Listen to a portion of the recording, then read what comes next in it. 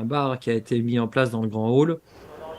On espère qu'un jour, peut-être, ils seront intéressés par le Calif Tour, allez savoir, puisqu'ils sont un petit peu partout en France.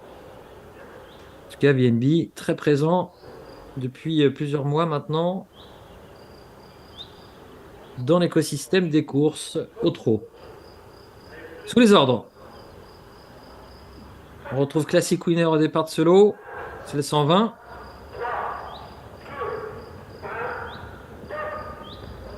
Il part mieux que tout à l'heure, en même temps, c'est compliqué de moins bien partir.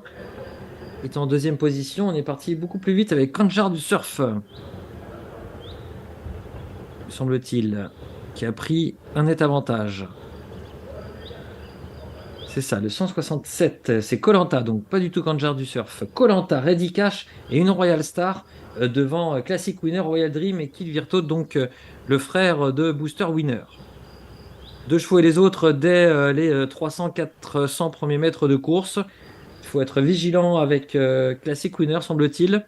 Mais de lui-même, il va réussir à venir sur la tête et venir aux côtés de Koh Lanta.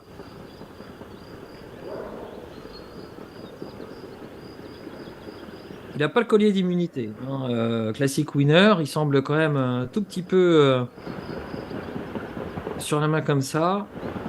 En tête, Koh Lanta, le 167. À l'extérieur, Classic Winner.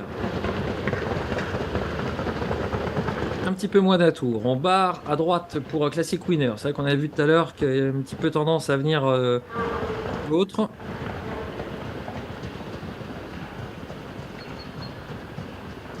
Koh Lanta a l'avantage de la corde et de la tête.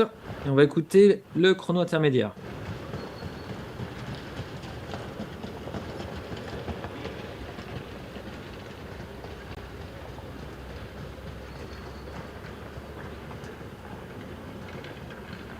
Bon bah non. Donc on suit finalement ce match entre Classic Winner et Koh Lanta. Koh Lanta qui semble avoir la mesure de son adversaire.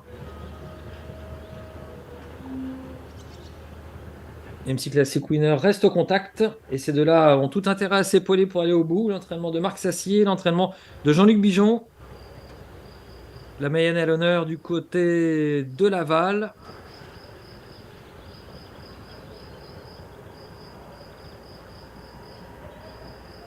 Il va pas falloir l'amollir quand même pour passer le chrono.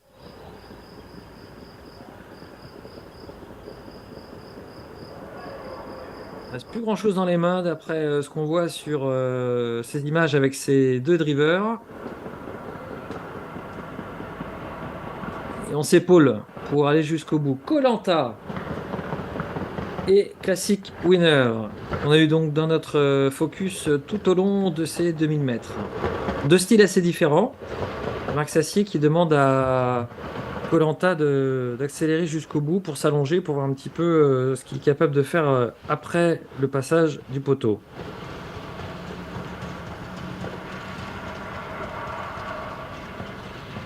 Allez, on va écouter les résultats officiels, car la sentence sera irrévocable. C'est celle du chrono. Et t'as pas les autres là, parce que les bidons, les Français, ils ont le troisième. Et ils sont bloqués. Arrête, ils veulent des trop gros. Et c'est pour ça que je te dis, attends, c'est le 162, Marcel Vienne. Il a. Il est loin, mais c'est une fin. Il a 17 à la troisième.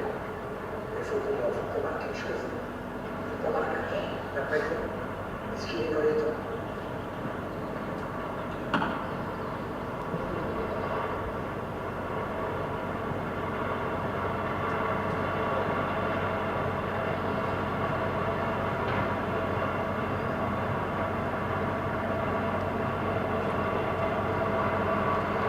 Est-ce que le chrono a fonctionné?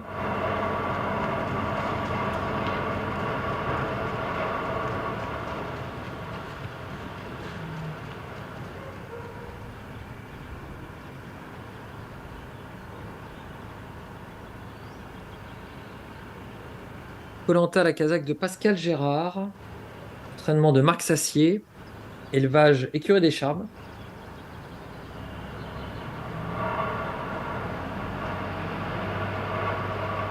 Et Classic Winner, Royal Dream.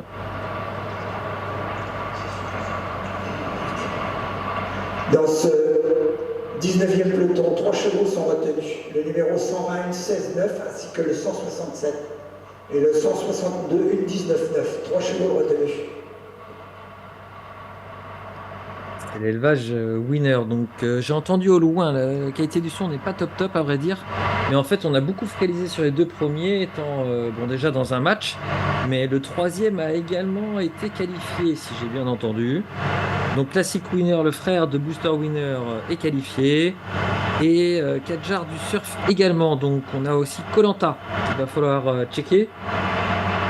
Sauf si mes yeux m'ont fait défaut. Je suis à distance, mais c'était bien 167, oui, justement. Ça, c'est bien sûr. Ouais. Koh Lanta qualifié.